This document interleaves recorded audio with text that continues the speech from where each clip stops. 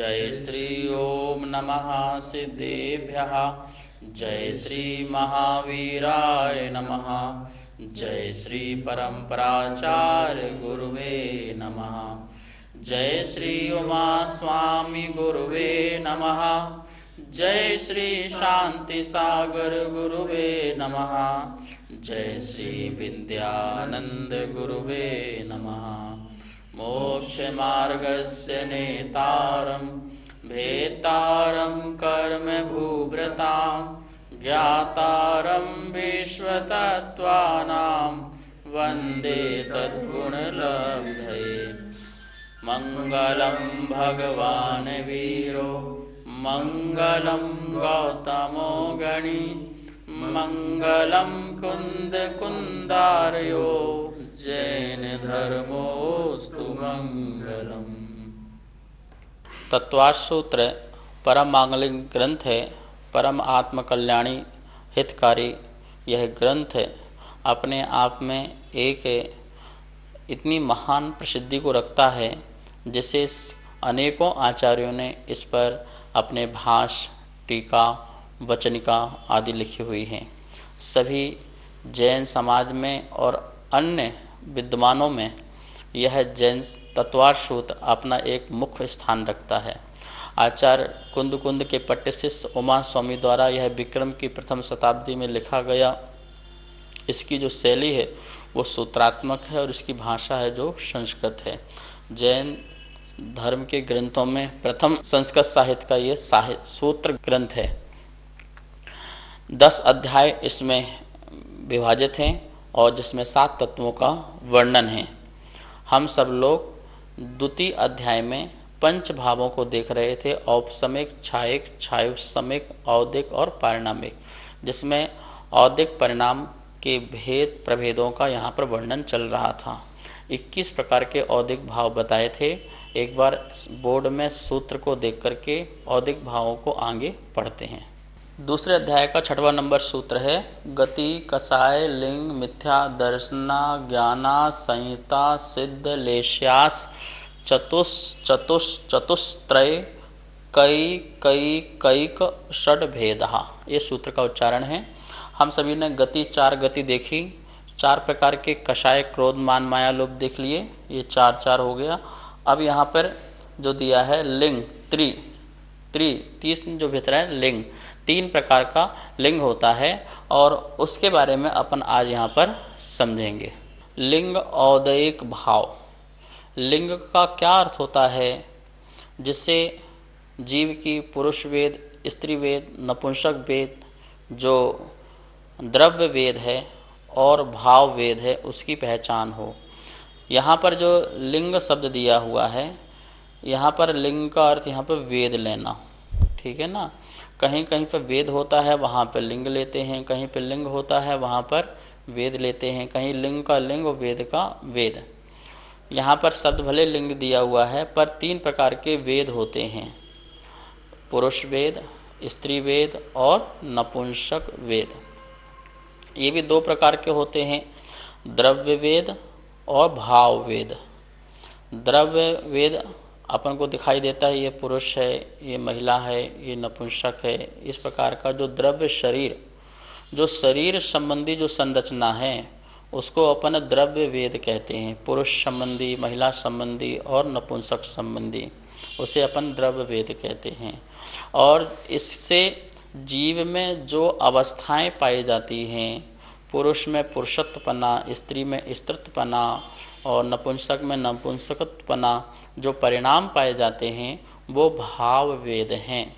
यहाँ सूत्र में कौन सा लेना है? क्योंकि भाव की बात चल रही है, औदिक भाव की बात चल रही है, तो द्रव्य वेद की बात तो बिल्कुल यहाँ पर लेना नहीं है। उसको तो कर्म में डाल दो अभी, ठीक है ना। अभी अपन लेंगे भाव। अब देखिए यहाँ अपन इसको स्लाइड के माध्यम से इसके नाम देखते हैं और इसकी परिभाषा देखते हैं। यहाँ पर लिखा होगा वेद कसाय कर्म के उदय से।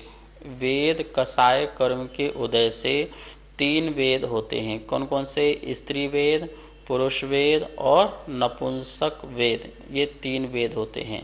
चूँकि यहाँ पर कसाय, कौन सी कसाय लेना है? तो आपने कसाएं पढ़ी है ना, 16 प्रकार की कसाएं तो क्रोध मान माया लोभ है ही हैं।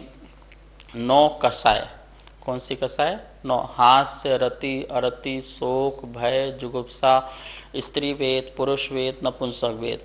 तो उसमें जो कसाय है तो क्या लगाएंगे अपन? जैसे स्त्री या पुरुष वेद नाम कर्म के उदय से, अपन पहली परिभाषा लगाओ, पुरुष वेद पुरुष वेद 9 कसाय कर्म के उदय से जो जीव के पुरुष परिणाम हों, अर्थात स्त्री आदि में रमण करने आदि के भाव प्रकट हों, उसे पुरुष वेद आदि कहते हैं। इसी प्रकार स्त्री वेद 9 कसाय कर्म के उदय से जो जीव के स्त्रीत्व रूप भाव हों, पुरुष से रमण आदि के भाव प्रकट हों, उसे स्त्री वेद कहते हैं। और इसी प्रकार नपुंसक वेद 9 कसाय कर्म के उदय से जो स्त्री पुरुष दोनों के प्रति आकर्षण के भाव हों, उसे नपुंसक वेद आदि कहते हैं। इस प्रकार का ये 3 प्रकार का जो वेद है, इससे जो जीव के भाव बनते हैं उसे अपन क्या लगाएंगे? स्त्री वेद औदिक भाव, पुरुष वेद औदिक भाव और नपुंसक वेद औदिक भाव। नमोस्तु आचार्य श्री। हमने देखा है जैसे कोई स्त्री है लेकिन उसके जो भाव होते हैं वो पुरुषों की तरह होते हैं, तो क्या उसके भाव वेद बदल जाते हैं? द्रव्य वेद और भाव वेद, इसे थोड़ा अच्छे से समझ लें।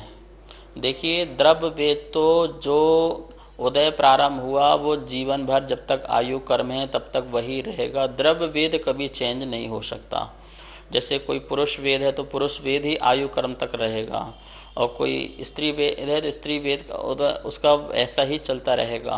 तो द्रव्य संरचना तो चेंज नहीं होती है। हाँ, अंदर के जो भाव हैं वो बदल सकते हैं।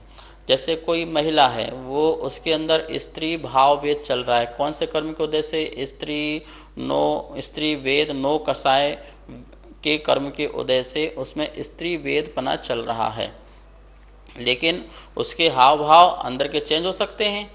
ये स्त्री है, अब उसके अंदर अभी दूसरे क्षण में प्रारंभ हो जाए, पुरुष वेद का उदय चालू हो जाए, पुरुष वेद कर्म का उदय चालू हो जाए, तो उसके अंदर पौरुषपना आ सकता है। आप देखते हो झांसी की रानी लक्ष्मीबाई, वो भी खूब लड़ी मदरानी बाई, तो झांसी वाली रानी कितने लोगों के छक्के छोड़ाए, सबको बाहर भगाया, युद्ध किए। तो ये कैसे? ऐसे अत्तेमा जैन में कितनी रानियां हुई हैं जिन्होंने युद्ध किए और पौरुषपन दिखाया। तो उनका कौन सा उदय? पुरुष वेद कर्म का उदय हुआ, जिसके अंदर उनके अंदर पौरुष जैसे, पुरुष जैसे कार्य करने के भाव प्रकट हुए। ठीक है ना? तो इस प्रकार से ये वेद जो हैं, ये भाव वेद जो हैं वो चेंज हो सकते हैं। किसी भी प्रकार के भाव वेद किसी को भी चेंज हो सकते हैं। ये वेद चाहे वो त्यागी हो, चाहे वो मुनि हो, किसी कोई भी अंदर ये भाव वेद चेंज हो सकते हैं। इस प्रकार से इसमें कोई दिक्कत नहीं है। किसी पुरुष के अंदर स्त्री के भाव वेद आ जाएं और पुरुष के अंदर स्त्री के भाव वेद आ जाएं, या नपुंसक वेद भाव उदय में आ जाए, ये चेंज बदलाहट होने में कहीं कोई प्रॉब्लम नहीं है। लेकिन द्रव्य वेद जैसा होता है जन्म से, वैसे ही मरण तक वही रहता है, उसमें कोई बदलाव नहीं होता है। इस प्रकार औदिक भाव में अपन ने गति, कसाय और लिंग, ये 3 प्रकार के औदिक भाव पढ़े। अब मिथ्या दर्शन जो एक ही है, ठीक है ना? तो मिथ्या दर्शन का क्या लेना है? अज्ञान का और असंयम और असिद्धत्व, ये चारों को अपन एक साथ समझते हैं। मिथ्या दर्शन, अज्ञान, असंयम और असिद्धत्व। इसको अपन एक बार स्लाइड में देखते हैं और वहाँ पर इसको समझते हैं। यहाँ अपन देखेंगे क्या लिखा है? शेष। और जो अपने शेष बचे, मतलब कि मिथ्या दर्शन, अज्ञान, असंयम और असिद्धत्व। अभी लेस्या का वर्णन बाद में आएगा। अपन इनको 4 अलग हैं, इसलिए अपन ने इसको शेष लिख दिया, ठीक है ना? अब क्या लिखा है मिथ्या दर्शन के बाद? देखिए क्या लिखा हुआ है। दर्शन मोह का उदय। कौन से कर्म का उदय है? दर्शन मोह कर्म के उदय से मिथ्या दर्शन का भाव जीव में प्रकट होता है। इस मिथ्या दर्शन के भाव से जीव में क्या भाव आते हैं? उसे तत्व में रुचि प्रकट नहीं होती है, उसे धर्म जो सच्चा धर्म है उसे रुचता नहीं है, उसे सच्चे देव शास्त्र गुरु जो हैं उसे अच्छे नहीं लगते हैं, वह मिथ्या मार्ग में ही रहना चाहता है, खोटे तप करता है, खोटी साधना करता है, खोटे मार्ग में चलता है, व्यसनों में लगा रहता है। उसकी श्रद्धा जो है वो जो कोई जैसा बता दे उसको वैसा स्वीकार कर लेता है, उसका अपना किसी भी प्रकार का ज्ञान काम नहीं करता है, जो दूसरों के अकॉर्डिंग में चलता है। किसी ने कहा यहाँ चादर चढ़ा दो, किसी ने कहा यहाँ फूल चढ़ा दो, किसी ने कहा यहाँ दूध चढ़ा दो, यहाँ प्रसाद बांट दो, गाय को ये खिला दो, पक्षी को वो दे दो, इससे तुम्हारे ग्रह ठीक हो जाएंगे, इससे ऐसा ठीक हो जाएगा। दुनिया भर के, ठीक है, नाली में दीपक रख दो तो लक्ष्मी आ जाएगी दीपावली के दिन, ये और ये क्या क्या दुनिया भर के कितने प्रपंच हैं। ठीक, करवा चौथ करो, करवा चौथ करो। तो इस प्रकार से यहाँ पर वो मिथ्या दर्शन के प्रभाव से उल्टी उल्टी श्रद्धा, दुनिया में जो उसको कह दिया जाए उसे स्वीकार कर लेता। गंगा गए गंगादास, जमुना गए जमुनादास, बिन पैंदी के लोटा। क्यों? क्योंकि ठहराव नहीं है, सम्यक तो नहीं है, सच्चा ज्ञान नहीं है, सम्यक तो पना नहीं है, जिसके कारण वह सबके कहने में आ जाता है, अपना किसी प्रकार का दिमाग नहीं लगा पाता। किसके कारण? ये मिथ्या दर्शन का भाव के कारण, क्योंकि भाव प्रकट हो गया ना। किस कर्म के उदय से? दर्शन मोह कर्म के उदय से। ध्यान रखना, मोहिनी कर्म के दो भेद, दर्शन मोहिनी और चारित्र मोहिनी। उसमें दर्शन मोहिनी यहाँ हमको लगाना है, क्योंकि चारित्र मोहिनी कर्म के उदय से तो चार कसाय का उदय आ ही गया, वेद भी आ गया। अब यहाँ पर लगाना है दर्शन मोहिनी कर्म के उदय से जीव में जो आश्रद्धा के भाव प्रकट होते हैं। किस कौन से तत्व के प्रति आश्रद्धा भाव प्रकट होते हैं? जो सच्चे देव शास्त्र गुरु हैं, सच्चा मोक्ष मार्ग है, सच्ची आत्म साधना है, सच्ची तपस्या है, सच्ची पूजा पाठ है, सच्ची आत्म उपासना है, ध्यान है, साधना है, आराधना है, वो सच्चे सच्चे जो भी हैं उन सब के प्रति इसको श्रद्धा नहीं होती है, और जो सच्चे नहीं हैं उनको वो स्वीकार कर लेता है। उससे बोलो संसार किसने बनाया, तुरंत बोल देगा ब्रह्मा विष्णु महेश, दुनिया के परमात्मा ने इसे बनाया है, उनकी कृपा बरस रही है, उनका आशीर्वाद है, उनके बिना पत्ता नहीं हिल सकता है, खुदा ने एक एक चीज़ बनाई हुई है। इस प्रकार से उसके उस पर श्रद्धा बैठ जाती है। और उससे कहो नहीं भाई, ये सब कुछ जो हैं अपने आप पर टिके हुए हैं, हर पदार्थ का अपना अपना स्वभाव होता है, तो उसे ये बात यहाँ पर समझ में नहीं आती है। इस प्रकार से यहाँ पर मिथ्या दर्शन का क्या समझा अपन ने? दर्शन मोहिनी कर्म के उदय से मिथ्या दर्शन होता है। तो देखा अपन ने, दर्शन मोहिनी कर्म के उदय से जीव में श्रद्धा प्रकट नहीं होती है। यहाँ चारित्र संबंधी बात नहीं लेना, तप त्याग की बात नहीं लेना, व्रतों की बात नहीं लेना है, मात्र कौन सी बात लेना है? श्रद्धा की बात लेना है। उसे श्रद्धा प्रकट नहीं होती है, क्या धर्म है, क्या मोक्ष है, किससे संबंध निर्जरा है, उसको इस प्रकार के जो श्रद्धान होना चाहिए वो श्रद्धा नहीं होती है। और मिथ्या श्रद्धा उसके अंदर कूट कूट करके भरी होती है। क्या मिथ्या श्रद्धा उसके अंदर रहती है?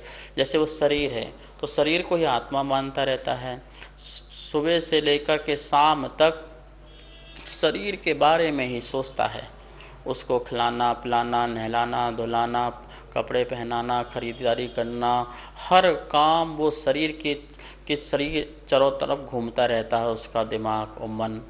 क्यों? क्योंकि समझता है कि ये शरीर है तो मैं हूँ और शरीर नहीं है तो मैं नहीं हूँ। मिथ्या दर्शन वाले व्यक्ति के भाव कैसे होते हैं? तन उपजत अपनी उपज जान, तन नसत आप को नाश मान। ये तन की उत्पत्ति होती है तो क्या मानता है? मेरा जन्म हो गया। इस शरीर में कुछ वियोग हो जाए तो बोलता है मेरा मरण हो गया।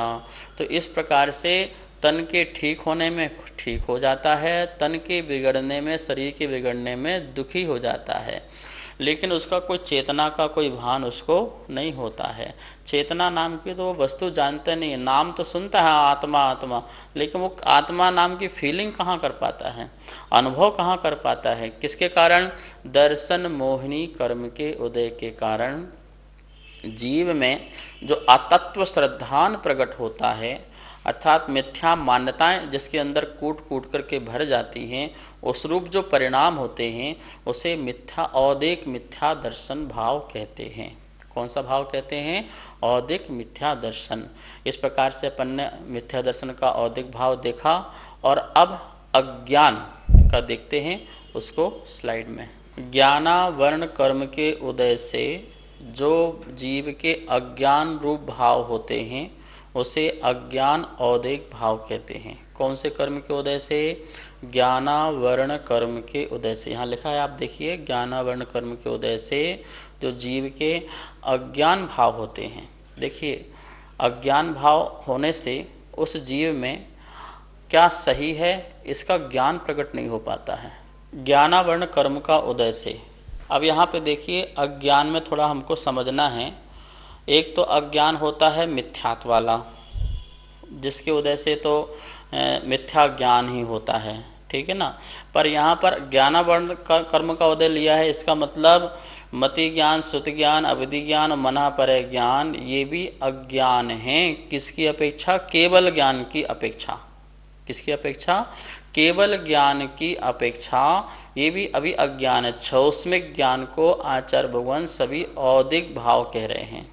कौन से भाव कह रहे हैं? वो भी औदिक ही भाव हैं क्षयोपम से प्रकट हुए हैं, लेकिन वो भी कैसे? औदिक भाव हैं। क्यों? क्योंकि जब तक पूर्ण केवल ज्ञान ना हो जाए तब तक वो अज्ञान है। तो अपन अज्ञान को दो में डिवाइड कीजिए। एक अज्ञान तो मिथ्या दर्शन के साथ होने वाला जो ज्ञान, वो मिथ्या ज्ञान, वो अज्ञान, ठीक है ना। और दूसरा अज्ञान क्या लेना है? जब तक पूर्ण ज्ञान प्रकट ना हो, केवल ज्ञान ना प्रकट हो, तब तक जितने भी ज्ञान हैं वो सब हमारे लिए क्या हैं? अज्ञान स्वरूप हैं। क्योंकि वहाँ भी ज्ञानावरणी कर्म का उदय तो होगा ही होगा ना। अब देखो, मति ज्ञान वाले के लिए श्रुत ज्ञानावरण का और यह अवधि ज्ञानावरण का या जो सर्वघाती केवल ज्ञानावरण कर्म का उदय तो है ही ना। तो इन कर्मों के उदय रहने से वह जीव क्या कहलाएगा? अज्ञानी ही कहलाएगा। इसका मतलब क्या हो गया? निगोदिया जीव भी अज्ञानी हैं, और अभी जो केवल ज्ञान प्रकट नहीं किया वो भी अज्ञानी हैं। सभी जीवों को अज्ञानी कहा।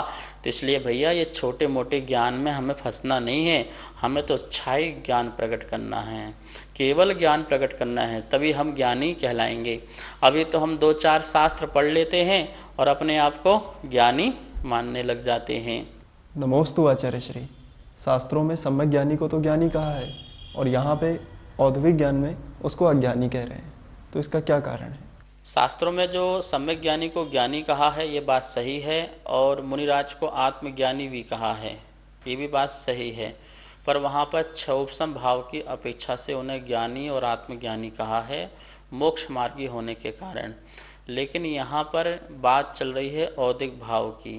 तो ज्ञानावरण कर्म का जब तक उदय चलेगा तब तक हम उसे अज्ञानी ही कहेंगे, क्योंकि जब तक ज्ञानावरण कर्म का उदय रहेगा तब तक कोई न कोई कर्म का तो आवरण बना रहेगा ना, और ज्ञान का आवरण बना रहेगा तो उतना ज्ञान प्रकट नहीं हो पाएगा।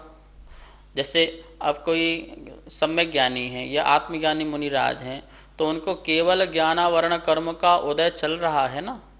तो केवल ज्ञानावरण कर्म कितने ज्ञान का आवरण चल रहा है? अरे अनंत ज्ञान का आवरण चल रहा है, जहाँ वो लोकालोक को जान सकें एक समय में, ऐसे ज्ञान का आवरण चल रहा है। उस अपेक्षा से, और यहाँ पे छोटे से ज्ञान की अपेक्षा से उसे अज्ञान कहा है। इसलिए यहाँ पर औदिक भाव में क्या लिया गया है?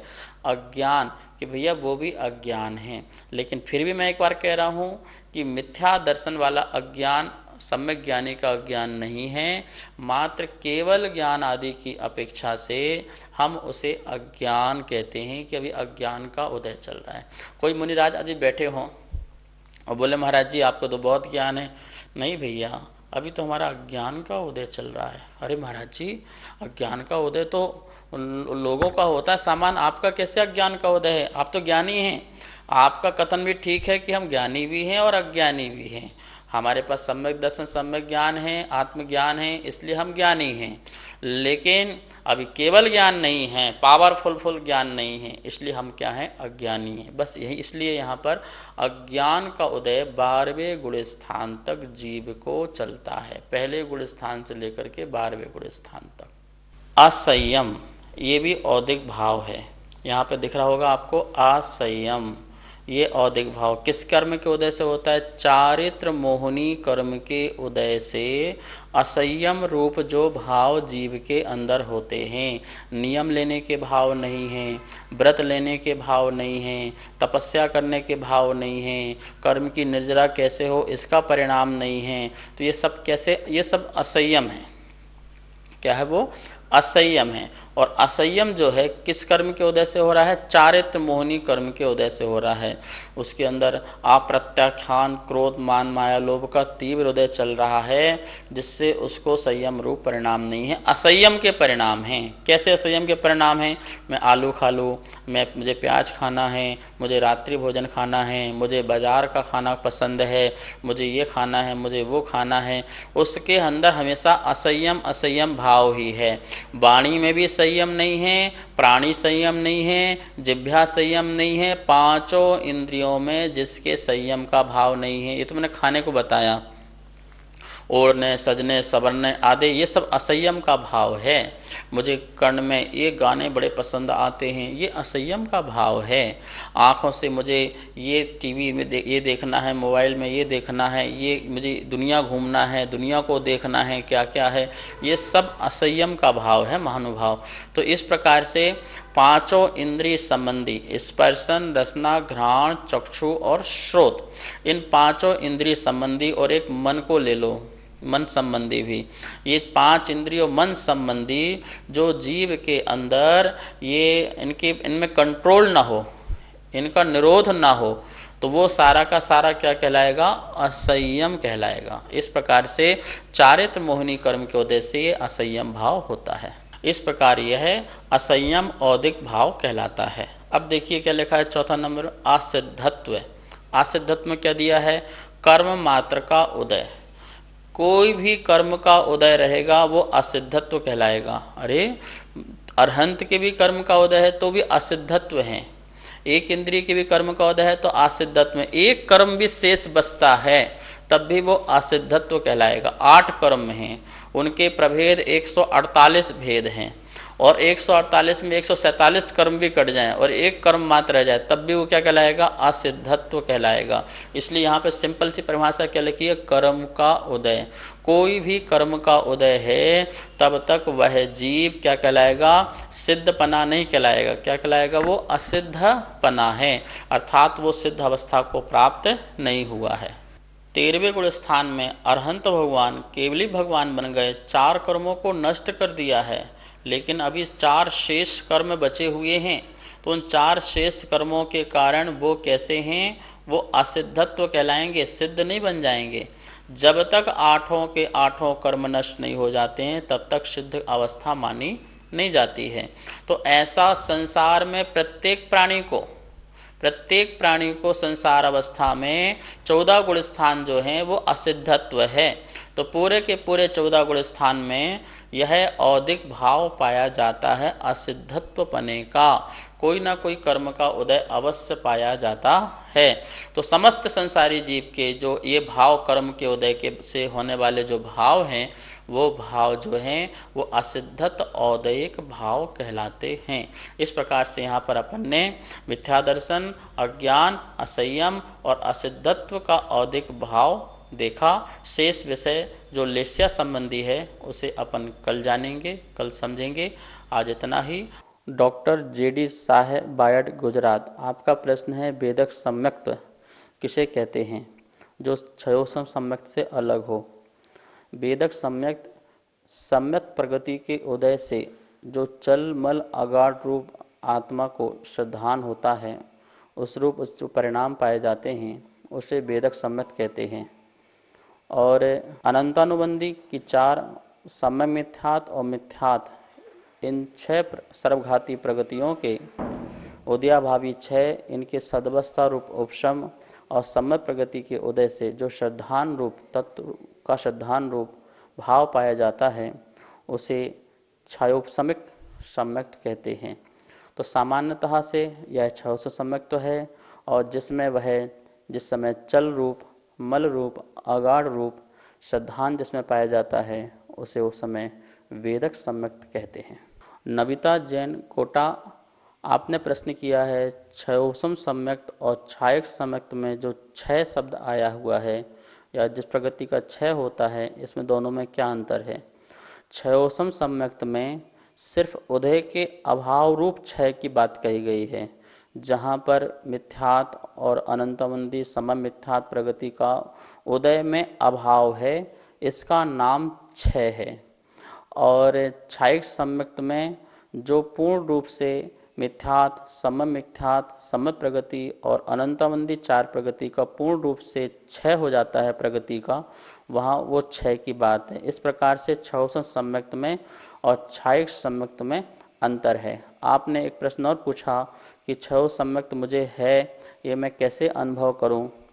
देव शास्त्र गुरु के प्रति जो आपकी रुचि है वह आपका निरंतर यह रुचि बनी होती है तो आपका क्षयोपम सम्यक्त यह अनुभव हो सकता है, जिसमें आप देव शास्त्र गुरु के स्वरूप को जानते हैं, उन पर श्रद्धान करते हैं, आत्मा के प्रति महिमा आती है, पर पदार्थ पर है, सौ मेरा अपना आत्मद्रव्य है, इस प्रकार का जो आपको श्रद्धान प्रकट होता है, अनुभव होता है, इससे क्षयोपम सम्यक्त आपका बना रहता है। और यही भाव यदि निरंतर आपके कंटिन्यू बने रहे तो 66 सागर तक बना रहा तो नियम से आपको फिर क्षायिक सम्यक्त हो जाएगा और आप उसको प्राप्त करके मुक्ति को शीघ्रता से प्राप्त कर सकते हैं। जावाणी के ज्ञान से सूझे लोकालोक, सो वाणी मस्तक धरूं सदा देत हो धो। हे जिन वाणी भारती तो हे जपो दिन रेन, जो तेरा सरना धरे सो पावे सुख चैन। सभी को बहुत बहुत मंगल आशीर्वाद।